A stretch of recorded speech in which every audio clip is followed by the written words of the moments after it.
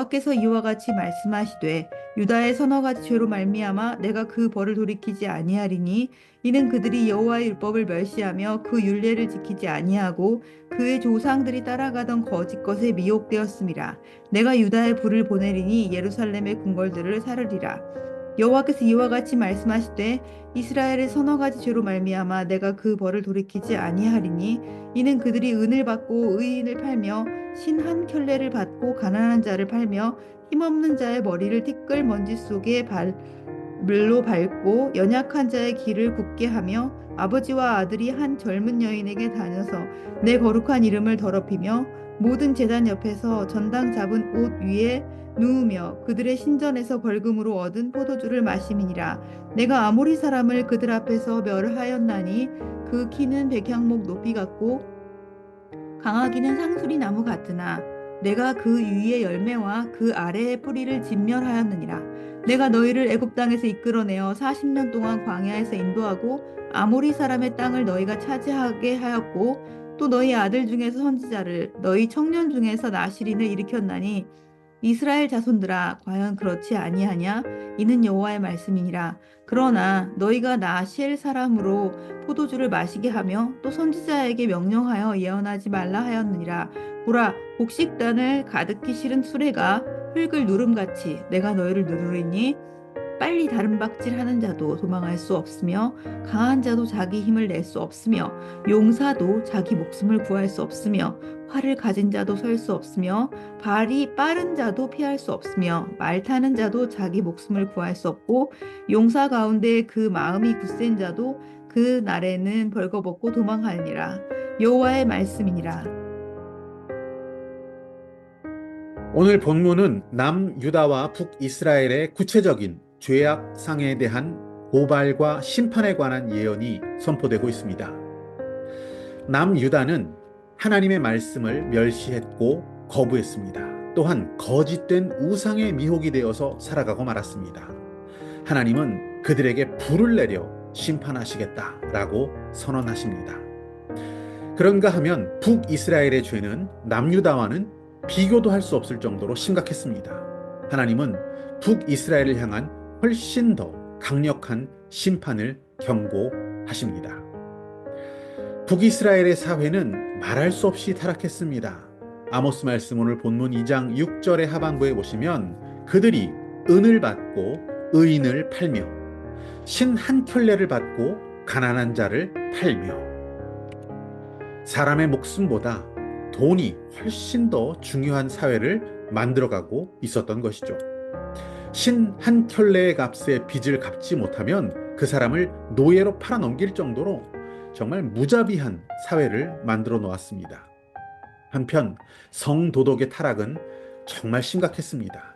아버지와 아들이 함께 우상신의 제사에 참여하고 한 여자와 성적으로 타락한 행위를 벌이고 있었던 것입니다. 하나님은 이것을 깊이 한탄하셨습니다.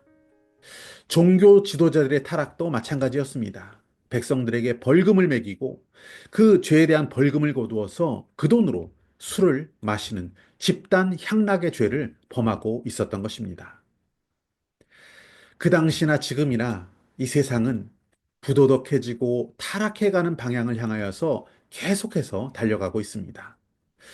젊은 세대들은 교회를 떠나 하나님을 떠나 세상으로 가버렸고 부도덕한 삶, 물질 만능주의에 물들어 살아가고 있습니다. 성경적 결혼에 대한 가치나 존중은 이미 다 무너져 내린 것 같습니다. 가정들은 해체되고 있고 세대와 빈부의 차이에 따른 갈등과 사회 분열은 극한을 달리고 있습니다. 인간의 지혜와 힘으로도 또 국가의 어떤 제도를 정비한다 하더라도 이 혼란한 사회를 바로잡기는 힘들어 보이는 그런 지경까지 왔다는 것을 부인하기가 어렵습니다. 그렇다면 우리가 해야 할 일은 무엇입니까? 사실상 우리의 힘으로 이 사회를 제대로 원상태로 돌려놓을 수 있는 방법은 없는 것 같습니다. 성령님을 의지해서 기도하는 것, 주님이 행하실 그 부흥의 능력을 믿고 선포하고 구하는 것, 하나님 말씀, 그 말씀의 약속을 붙들고 우리 믿는 자들의 가정, 각자의 가정을 바로 세워가는 것, 이것이 우리가 이 마지막 때에 할 수 있는 일이 아닌가 싶어집니다. 우리는 이러한 시기 가운데 더욱더 기도의 능력을 믿어야 합니다. 부도덕한 이 세상, 음행과 사회 악에 맞서기 위해, 그리고 나라를 위해, 가정과 다음 세대를 위해 부르짖는 자들이 되어야 합니다. 영적인 흥망성쇠를 겪은 이 이스라엘의 모습처럼 영적으로 뜨겁게 일어났다가 결국에 하나님을 떠나 타락하고 부도덕한 사회를 이루고 하나님의 말씀을 떠나 영적으로 파산해버린 그런 나라들의 이야기를 우리는 종종 듣습니다. 저 서구의 많은 나라들이 하나님을 떠나고 타락해서 영적으로 무너지게 되고 말았습니다. 세계적으로 가장 많은 선교사를 파송하고 또 복음 전파에 힘을 썼던 영국과 같은 나라가 하나님을 잃어버린 나라, 교회가 거의 다 문을 닫게 된 나라가 되리라고 누가 상상이나 했습니까? 그런데 정말 그렇게 됐습니다. 예수 그리스도를 그들의 삶의 거의 모든 영역에서 다 제거해 버렸고, 이제는 도대체 예수님이란 사람이 어떤 분인지, 뭘 했던 사람인지도 잘 알지 못하는 지경에 이르게 되었습니다.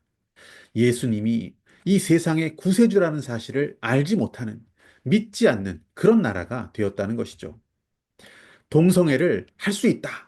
라는 것을 법으로 정해놓고 평등, 다양성, 차별 금지 이런 이름으로 새로운 도덕적 사회의 표준을 만들고 성경 자체를 완전히 무시하고 법으로 불법을 대체해 버렸습니다. 이런 법을 가지지 않으면, 이런 법을 지키지 않으면 영국에서는 이제 처벌의 대상이 되었습니다. 하나님께서 죄악으로 규정하신 것들이 이제는 법률로 보호되고 있는 지경에 이르렀습니다. 오히려 성경적인 이야기, 성경적인 경건함을 주장하면 처벌받는 세상이 된 것입니다. 거리의 전도자들은 정기적으로 감옥에 갇혀야 하고, 직장에서 누군가에게 기도라도 해주면 바로 해고를 당하게 되는 나라가 되었습니다. 영국이 이렇게 되기까지는 그렇게 오랜 세월이 걸리지 않았습니다. 겨우 25년 만에 이 모든 일들이 다 벌어졌다고 합니다. 우리 사회도 지금 영적인 전쟁을 치르고 있습니다. 결혼하지 않는 젊은이들, 이혼이 일상화된 가정들, 돈이 어떤 정의보다, 도덕보다 우선시 되어지는 사회, 성도덕이 다 무너져버린 세상이 되어가고 있습니다. 우리가 싸우고 있는 이 싸움은 선과 악의 싸움이고, 하나님과 마귀 사탄의 싸움이고, 생명과 죽음의 싸움이고, 진실과 거짓의 싸움입니다. 나라를 위해, 가정들을 위해 우리가 더 기도하기 원합니다. 우리의 기도를 통해서 하나님 하실 일들을 믿고 함께 나아갈 수 있는 기도의 연대가 일어나는 그런 이 나라가 되기를 소망합니다.